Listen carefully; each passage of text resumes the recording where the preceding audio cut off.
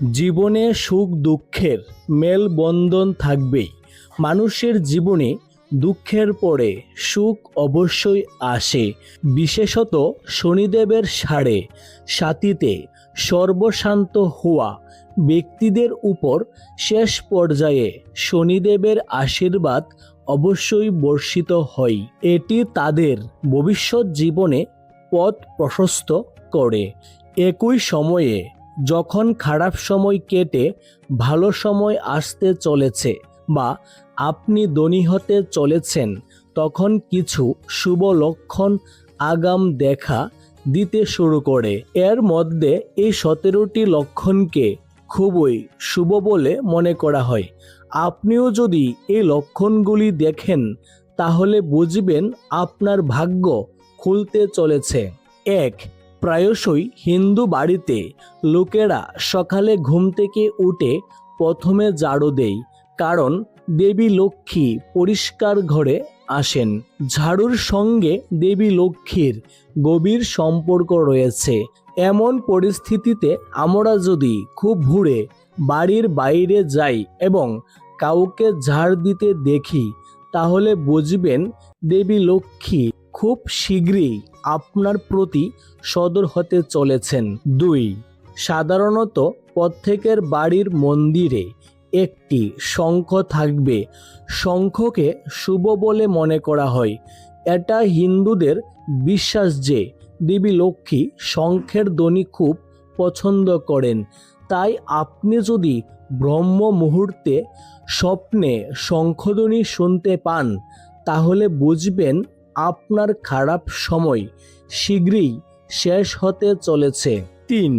আপনি যদি বেশ কয়েকদিন ধরে আপনার বাড়ির বাইরে দেবী লক্ষ্মীর বাহন পেঁচা দেখতে পান তাহলে ধরে নিন যে আপনার বাড়িতে মহালক্ষ্মীর আগমন ঘটতে চলেছে এবং আপনি শীঘ্রই প্রচুর সম্পদ পাবেন। 4. আপনি যদি ব্যাংকে টাকা জমা করতে যাচ্ছেন এবং পথে একটি মা গরু ও বাছুর দেখতে পান তাহলে বুঝবেন টাকা সংক্রান্ত সমস্ত সমস্যা শেষ হয়ে যাবে। জ্যোতিষশাস্ত্র অনুসারে আপনি যদি কখনো স্বপ্নে কাউকে চেক দিতে দেখেন তাহলে বুঝুন খুব শীঘ্রই আপনি প্রচুর অর্থ পেতে চলেছেন। 5. আপনি যদি আপনার স্বপ্নে তারা দেখেন তবে এর অর্থ হলো আপনি কোনো সুখবর পেতে চলেছেন বা পরিবারের কোনো সদস্য ব্যবসায় লাভ করতে চলেছেন। নিজেকে কবরস্থানে বা শ্মশানে দেখার অর্থ হলো আপনি শীঘ্রই সম্মান পাবেন এবং ধার দেওয়া টাকা ফেরত পাবেন। 6. আপনার বাড়িতে যদি কালো পিঁপড়া এসে বৃত্ত তৈরি করে কিছু খেলতে শুরু করে তাহলে বুঝবেন আপনার ঘরে দেবী মহালক্ষ্মীর আগমন ঘটতে চলেছে এবং আপনি প্রচুর সম্পদ পেতে চলেছেন। এই অবস্থায় ওই পিঁপড়াদের প্রণাম করুন এবং চিনি মেশানো আটা খাওয়ান। 7. আপনি যদি কোনো কাজে বাইরে যাচ্ছেন এবং পথে আপনি একটি কুকুরকে তার মুখে নিরামিষ খাবার বা রুটি নিয়ে যেতে দেখেন তবে এটি ইঙ্গিত দেয় যে আপনি কোথাও থেকে অর্থ লাভ করতে চলেছেন। 8. যদি আপনার ঘরে কোনো বিড়াল বাচ্চা প্রসব করে তবে তা শুভ লক্ষণ। একই সময়ে পাখি যদি ছাদে মূল্যবান কিছু ফেলে যায় তা শুভ। এর মানে হলো শীঘ্রই আপনার ঘরে সুখ আসতে চলেছে। 9. আপনি যদি স্বপ্নে নিজেকে আত্মহত্যা করতে দেখেন আপনি ভয় পেতে পারেন, তবে ভয় পাওয়ার দরকার নেই। এই স্বপ্নকে শুভ বলে মনে করা হয়। এটি একটি লক্ষণ হিসাবে বিবেচিত হয় যে দেবী লক্ষ্মীর আশীর্বাদ আপনার উপর বর্ষণ হতে চলেছে। 10. বাড়ির এক জায়গায় হঠাৎ করে 3টি টিকটিকি দেখা দিলে তা খুবই শুভ বলে মনে করা হয়। এটি মহালক্ষ্মীর আগমনের লক্ষণ। এটিও বলা হয় যে যদি টিকটিকি একে অপরকে তাড়া করতে দেখা যায় তবে এটি বাড়ির উন্নতির লক্ষণ।